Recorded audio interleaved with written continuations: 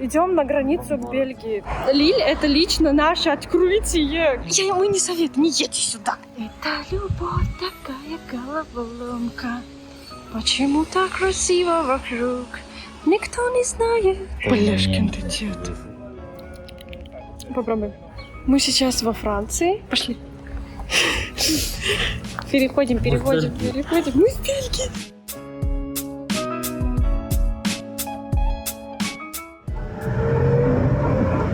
Мы опять в этом метро. Только оно еще есть и наземное. И подземное, и наземное. Видите, нет никого. Просто как в фуникулере, не знаю. Даже в фуникулере иногда есть свой машинист. Ну. Где-то 2 вагончика только.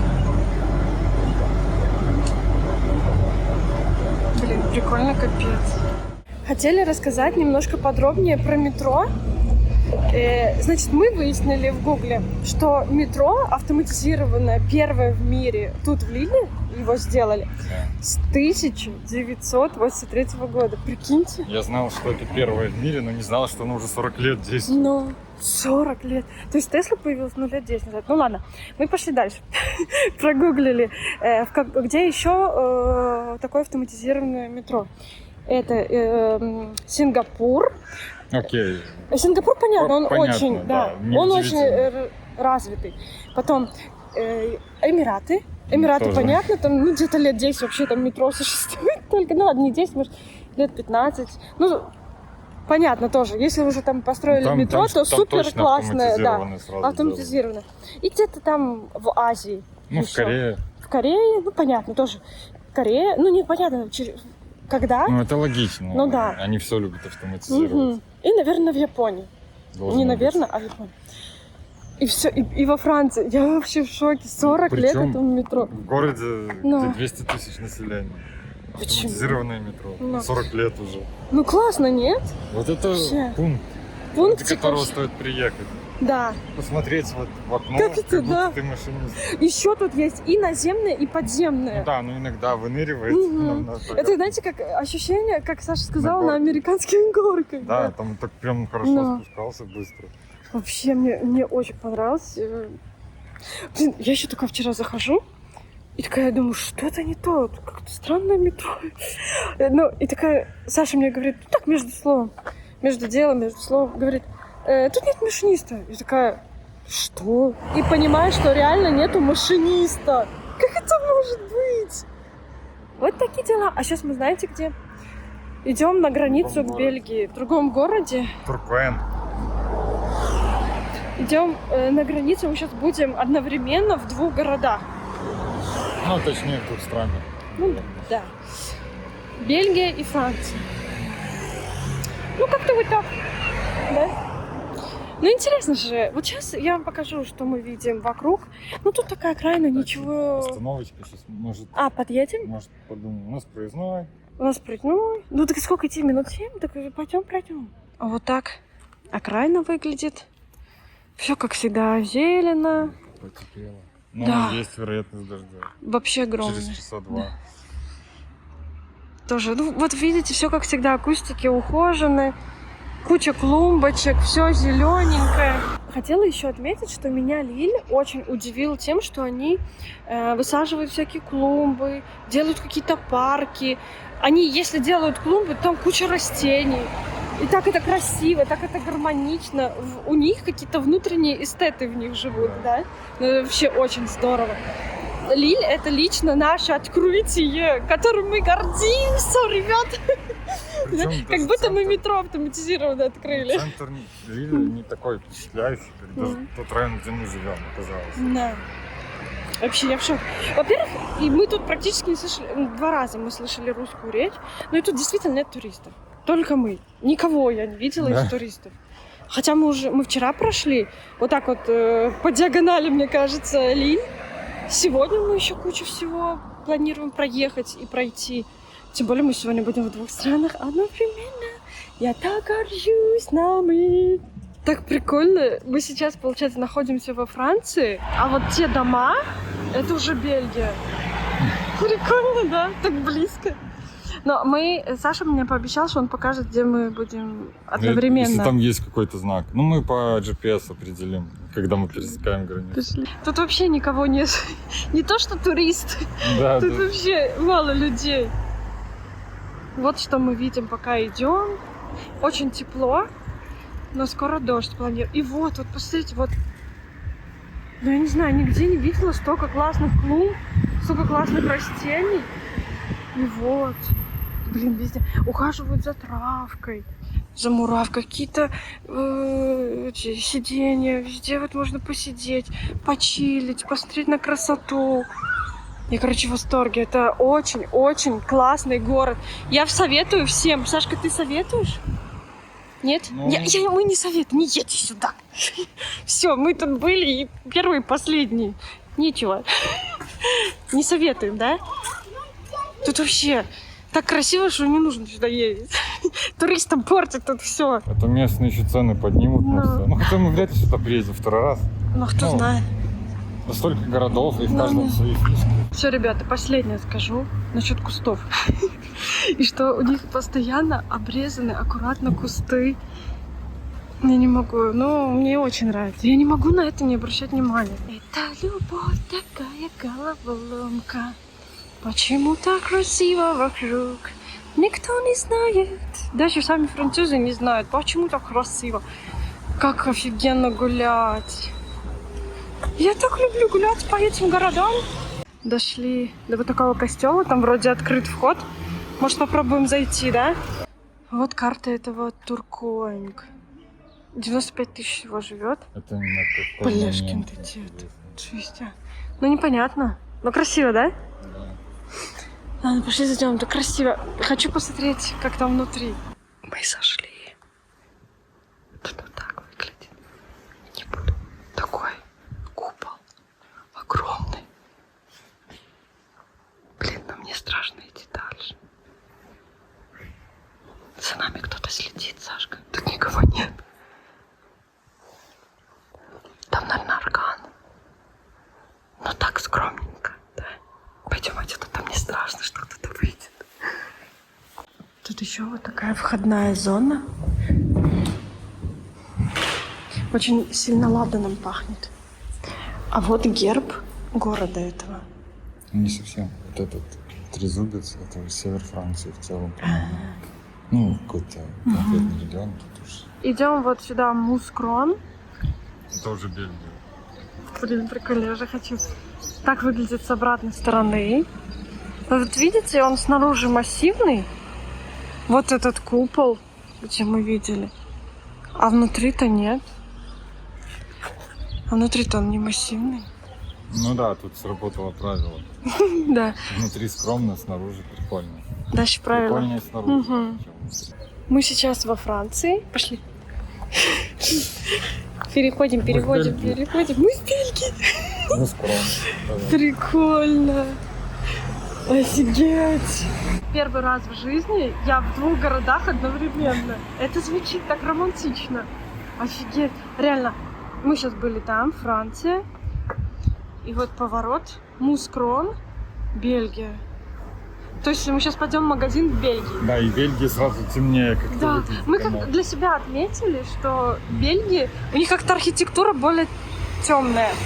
Ну, это вот, что мы ездили, где мы были, такое вот и прикол, сделали. что вот мы видели, там люди идут с сумками, купленными в Бельгии. Ну, продукты. То есть ты типа идешь просто такой, на закупы в другую страну. Они даже не задумываются. Да. Ну, границы нет. Ну, да. Просто, А прикинь, вот тут бы города. была граница, надо было пройти паспортный контроль, чтобы сходить в экшен. Кстати, мы идем в экшен. Дошли до бельгийского экшена. Интересно посмотреть, что там продается. Кстати, мы заметили разницу. Посмотрите на дорогу. Ну, французы себе такое не позволяют. Мы шли, все было идеально, разлинейно, все чисто, новое. Чтобы вот такие вот дырки были. Ну, извините-ка. Мы в экшене нашли вот такие классные приправы, сифуд и для чикена. Ну, конечно, есть что-то похожее, но в основном совершенно другие продукты. Но суть идея та же, да. и суть, да, идея та же. Все то же самое, только другие бренды. Во. Даже расставлено все так же. Но бренды другие, конечно же. Блин, ну, что-то из такого интересного хочется взять, да, Сашок? Ну, как вот трубки. Вот это трубки. Такие стаканчики. Вот это, конечно, идея мне не очень нравится. Но всякие домики для муравьев, букашек, таракашек. Это чтобы украсить свой сад, огород. Мне нравится, я бы тоже всякое, ну не буду, конечно, но вот такую улиточку и сюда что-нибудь посадила, я бы 100%. Посмотри, как красиво. А рядом бы я поставила вот такой дом, вот такой грибок. Класс? Так. Чупсиков бы поставила. Блин, вообще класс. Улиточку. Ну и все. И экспозиция готова. Вот самое интересное это еда, конечно. Сколько чупа-чупсов, чупсиков. Наверное, мы чупика назвали в честь чупа-чупсика. Ну, думаю, роль сыграла вот это название. Такие какие-то дрожжешки, не знаю. Очень классные. Тут соки, сок. Ой, мы пили такие, не очень вкусные. Реально со вкусом чупа-чупса. А вот смотрите, фанта какого цвета. Странно. А это типа пирожки вечные, хот-доги. Вот такие еще сосиски. Мини-нутелка. 79 центов. Блин, она такая милая. Вот любят они вот такие вот смеси уже готовы. Типа добавить молоко и приготовить там, наверное, такие печеньки или вот такие блинчики. Надо нам что-нибудь попробовать из напитка. Саша, ты как? За? Против? Надо какое-то вот что-то необычное, типа вот что-то из этого. Что скажешь? Или Candy Can. А Липтон, это типа чай, да? Смотрите, что то же самое. Ну, у нас такие же Red Bull. Red Bull красный? Я не видела. Зеленый. Может, с мохито? Energy. Monsters, понятно. В принципе, большинство и в нашем экшене есть. Всякие вот эти штуки, да, Сашка? Очень много чего мы видели. Но вот этого я не видела. Тофи какой-то. Ну да. Я не знаю, кроме вот этих приправ я ничего интересного не нашла. Ну, чтобы мне хотелось взять. Короче, мы выбираем. Еще нашли вот такой бразильский какой-то напиток. Блин, ну давай попробуем. Какой вот этот? Вот этот бразильский. Бразильский, конечно. Да. Ну, это мне интересно. А тут Саша не хочет. Ну, я тоже, наверное, не Ну, хочу. просто яблочный. Угу. Конечно. Короче, вот этот берем. Будем пробовать этот напиток.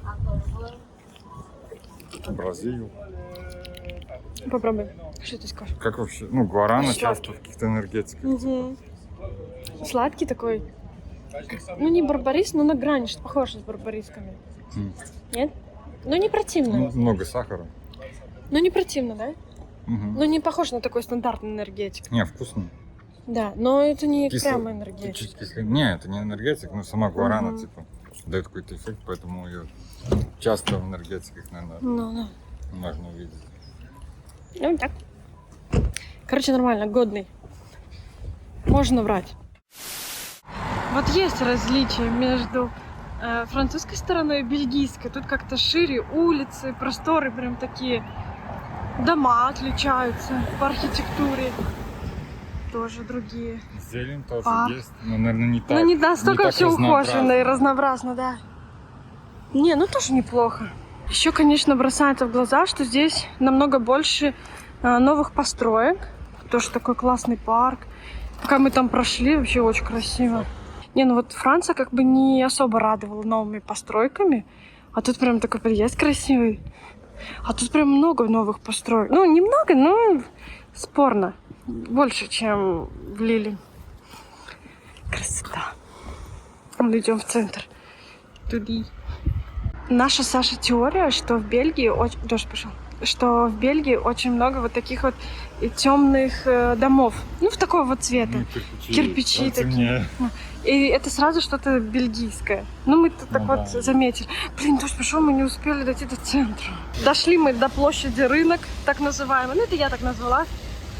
Вот она, центральная. Не я так назвала, поляки так называют. А я просто повторила. Красивенько же. Красивенько. Так миленько, аккуратненько. Сашка фоткает. Тут еще... Ой, не знаю, что это, мэрия. Не мэрия. Ну, красиво. Очень красиво вот это здание. Написано патиссерия. То есть там и пати, и сыр. Нет, там булки. Там булки. Пойдем заглянем в витрину. Там медвежонки. Еще хотим зайти внутрь костела. Тут вообще такая входная зона офигенная. Блин, такая красивая. Надо вон туда еще пройти. Кстати, видите, бомжик сидит. Во Франции мы не увидели ни одного бомжа. Мы даже хотели отдать булки вчера, багеты, но не отдали, потому что некому было. Зашли в костел.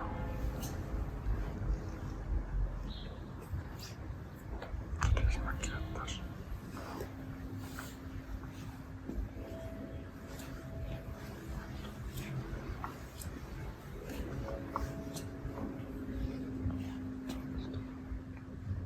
Ну и, пожалуй, последнее, что мы видим сегодня на бельгийской стороне. Это вот такой костел. Я быстренько прохожу, там туча такая, мы торопимся на автобус. Поэтому я очень быстро. Тут в автобусах даже карта. Такой огромный тело. И показано, в какую сторону как ехать правильно.